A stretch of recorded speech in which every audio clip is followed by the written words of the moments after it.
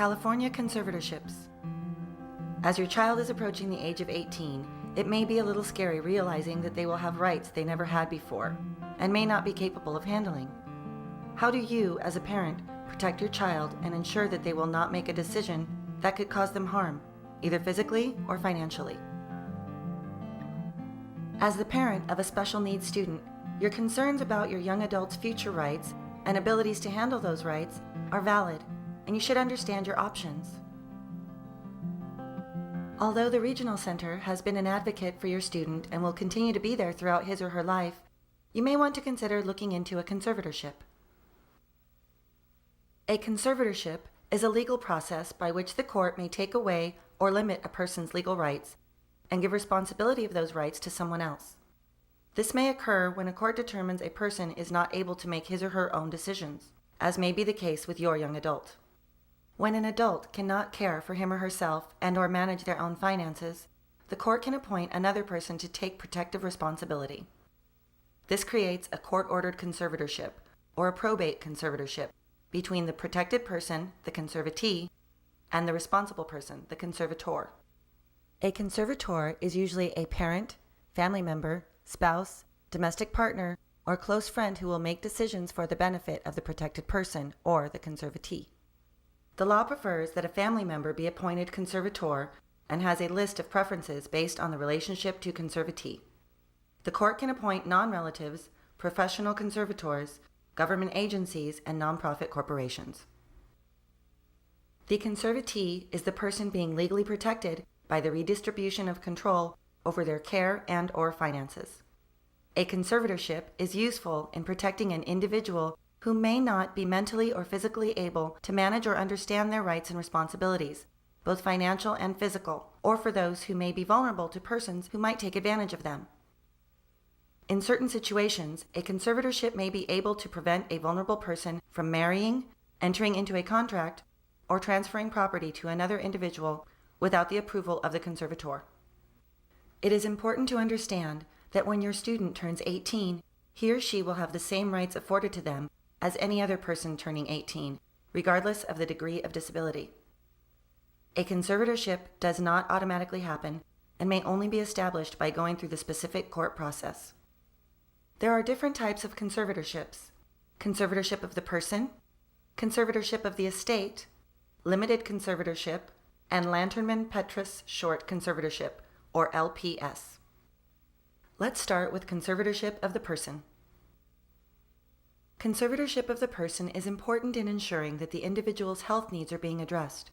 Should your young adult's health be at risk by not being able to provide for their own food, shelter, and other basic needs, this conservatorship provides a way to make sure your student gets the care they need, especially if your student is at risk and/or refuses help. This conservatorship can also allow access to medical information and communication with healthcare providers. This is especially helpful if your young adult is in a nursing home, an assisted living home, or needs continuous monitoring of a serious health condition. The conservatorship legally has the right to make decisions regarding basic personal and healthcare decisions. The conservator must act responsibly and file reports regularly with the court.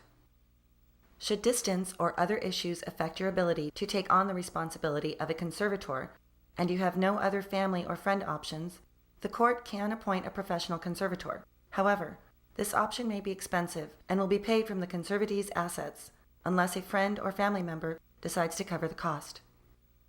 Conservatorship of the estate. This type of court order is to protect your young adult's finances. His or her financial security is a major part of securing a safe and comfortable future for your student and will require some responsible planning. If you feel your young adult may not be capable of sticking to a budget or handling their finances responsibly, you may want to explore this as an option. It will allow you to take control so that your young adult is not at risk of losing assets, piling on debt, or being taken advantage of financially. By requesting this type of conservatorship, you will have the right to make the best financial decisions for your student, as well as sign checks and other financial documents. As well as financial security, this conservatorship also permits Medi-Cal eligibility planning to help protect and preserve assets should your child enter a nursing home or become too ill to understand and consent to Medi-Cal planning power of attorney. Though this conservatorship may seem like a great option, it is important to understand that regular filings, court hearings, and other related tasks are a requirement of this conservatorship and can become quite expensive. So it is extremely important to make sure that the benefits outweigh the cost. Conservatorship of person and estate. This type of conservatorship may be ordered by the court when your student may not be equipped to be in charge of their own physical as well as their financial well-being. In this case, there can be one or up to 3 conservators to make sure all the needs of the conservatee are met. One may be in control of the personal and the other in control of the estate. This breaks up the responsibility and may make things more manageable. Either situation can take place depending on needs and ability to fulfill those needs.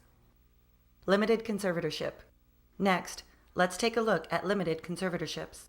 The limited conservatorship is usually the most appropriate for adults with special needs, as this type of conservatorship was designed and created for their specific population. As such, its goal is to protect your students' rights as an adult, while still making sure that they are getting the best possible care for their specific set of needs. The intention is that at some point, they may become more capable in managing more of their rights for a more independent future. One of the objectives of this conservatorship is to recognize that these individuals have different strengths and weaknesses, and that they should play a role in deciding which rights should be controlled by someone else, the conservator, and which should be retained by your young adult, the conservatee. This approach allows the conservator to be responsible for a part of your student's adult life and finances as specified by the court, while still affording your student, if capable, to have as many rights as possible to aid in their independence and self-confidence as an adult. As the conservator, legal responsibilities will include finding and providing treatment, services, and opportunities to help your student achieve greater independence. The intention is that at some point, the developmentally disabled person will become more capable in managing more of their rights. With the limited conservatorship as well as the conservatorship of person and/or conservatorship of estate, the court will conduct a review 1 year from date of establishment and every 2 years after that. Generally, no court hearing is required unless requested by someone. A conservator is required to file periodic accounts with the court. Let's move on now to understanding a Lanterman-Petrus short conservatorship, or more commonly referred to as LPS.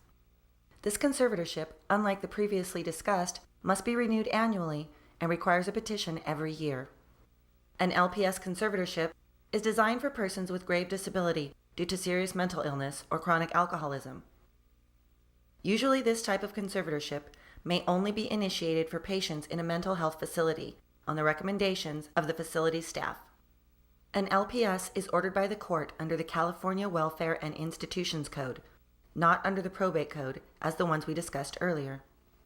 Now that we understand what a conservatorship is and what types are available to protect the rights and welfare of our students, we must decide if it is the right way to go for your family. Remember, you do not have to establish a conservatorship. Maybe you and your young adult have an agreement about what he or she is comfortable handling and what he or she would like you or another family member to help with. Also, the Regional Center will continue to be there to offer services to your student to help meet their needs. Should you decide that a conservatorship is necessary, you will need to understand how to set one up. The initial expenses of the petition and hearing must be paid by the proposed conservator, who may request that the court approve reimbursement for the conservatee's estate. Once a conservatorship is granted, the ongoing expenses must be paid from the conservatee's assets unless a family member or other person is willing and able to pay them. Conservator expenses include initial legal fees related to gathering evidence, preparing the petition, attending the hearing, and handling any disputes. Ongoing legal fees go towards preparing and filing regular accountings with the court and seeking court approval of any major financial transaction, court filing fees, investigator fees, appraisal fees, and other related expenses. Conservator's fees, typically $50 to $100 per hour, to properly handle or delegate all of their personal care and/or financial duties to the protected person. Although generally, the conservator will not be getting a salary, the court may order that a conservator of the estate may be reimbursed for time and any legal fees that may have been paid to help manage the estate. All conservator's fees must be submitted to and approved by the court before they can be paid. bank trust department, or other professional asset manager fees for high-value estates, these fees typically run 1% to 1.4% of the asset value per year. Steps to create a conservatorship. Legal documents and court hearing for conservatorship. Now you have to decide if you are going to hire an attorney or do the beginning steps alone and use a volunteer attorney from the courthouse. Let's start with what steps to take if you are not going to be hiring an attorney and would like to use a volunteer attorney from the courthouse. Step 1. Prepare and file a petition for conservatorship at 111 North Hill Street, Los Angeles, California, room 112. Or find forms online at www.courts.ca.gov. Choose probate, guardianships, and conservatorships from the drop-down menu. Check with your local courthouse if this is not in your area. In the packet you will find forms to be filled out by your doctor. Step 2. When the doctor has filled out the medical forms, you go to room 260. Check with your local courthouse, if not downtown LA, for volunteer lawyers. It is important you arrive no later than 8 a.m. on Tuesday through Thursday only, in order to turn in your paperwork along with A. Social Security card, B. Copy of last Social Security check received. Step 3. Go to room 252, where they will review all of your documents to make sure they are filled out correctly. Check room number with local courthouse. Step 4. Go to room 102 to submit all documents. Wait about 2 weeks for an investigator to contact you. Step 5. The investigator from the state will assign you a lawyer, and you'll receive a letter in the mail to see the judge. Step 6. The lawyer will visit the home and will conduct an interview. Step 7. After your appearance in court, you take the paperwork from the court to room 252 at the address listed above. When you submit your paperwork, you must also take a self-addressed stamped envelope so that they can respond to you. This process takes about 2 weeks. Check with your local courthouse for room number. To finish the process, you must return to the courthouse and return to the room you filed your documents in Step 4. The process is different should you hire an attorney. Step 1. Prepare and file petition for conservatorship. An attorney must prepare a petition for conservancy and file it with the probate department of the Superior Court of California. Unless you are seeking an LPS, then it must be filed with the Welfare and Institutions Code. Usually you are required to file in the county where your child lives. The person who files is called the petitioner. The petition with its attached legal documents asks the court to appoint a specific person to be the conservator of a person or offer proof that A. The proposed conservator meet the legal requirements and can competently manage the conservatee's affairs. B. A surety has agreed to issue a bond for the conservator. C. In the case of a conservatorship of person, the proposed conservatee is unable to provide properly for his or her personal needs for physical health, food, clothing, or shelter. If, for conservatorship of estate, conservatee is substantially unable to manage his or her own financial resources or resist fraud or undue influence. Supporting evidence must be provided to prove either or both of these things. Just saying them is not enough. D. All legal alternatives to the conservatorship are unsuitable or unavailable. These forms can be found at www.courts.ca.gov. Click on the Probate, Guardianships, and Conservatorships, then select the appropriate forms from the drop-down list. Step 2. Requesting temporary conservatorship if needed. Where needed, to protect the proposed conservatee's health or assets, the attorney can prepare and file a request for a temporary conservatorship until the hearing date for the petition of conservatorship. Step 3. Serve legal notice. The attorney for the proposed conservator must serve notice of the hearing on any other proposed conservator, the proposed conservatee, the spouse or registered domestic partner of the parties, such as family members who have requested special notice. If the conservatee will not be physically or mentally able to attend the hearing on the petition, a physician's declaration must be obtained as proof. Step 4. Wait for court investigation. Everyone must then wait for the court-appointed investigator to interview the proposed conservatee and report back to the court. Step 5. Attend court hearing. About 60 days after the petition is filed, the proposed conservator, proposed conservatee, and other interested parties must attend the public hearing. If several persons have filed petitions to become the conservator, the court will apply legal rules of preference to select between them. If the conservatee opposes the conservatorship, he or she has the right to appear at the hearing and explain why. to request the court appoint an attorney, which the proposed conservatee must pay for, and to request a jury trial. If the court appoints an attorney for the conservatee and/or orders a jury trial, nothing else will be decided at this time. Otherwise, the court will either deny the conservatorship or will grant it and specify exactly what powers the conservator will have. Step 6. Appeal any disputes. If the court grants a permanent conservatorship, then the conservatee and anyone else who had opposed it in court can file an appeal. Appeal documents must then be prepared and filed, and all the attorneys must appear to argue the legal issues. This will take place in the Court of Appeal. Should the conservator decide to resign, the court will appoint a new conservator. The court will end the conservatorship if the conservatee regains his or her abilities, dies, or if there are no funds left to pay for the conservatorship's expenses. Unfortunately, in most California counties, there is no government agency that will take over or pay for a conservatorship of a person who has used up their assets.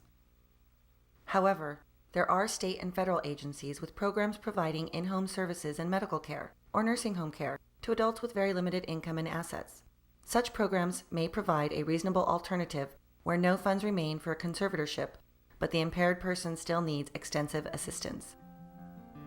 I hope this video has helped you understand more about conservatorships, what they are, and how to set one up. There are so many things we do for our children, and we want to make sure you have enough information to make a well-informed decision as you and your student take these next steps into adulthood and independence.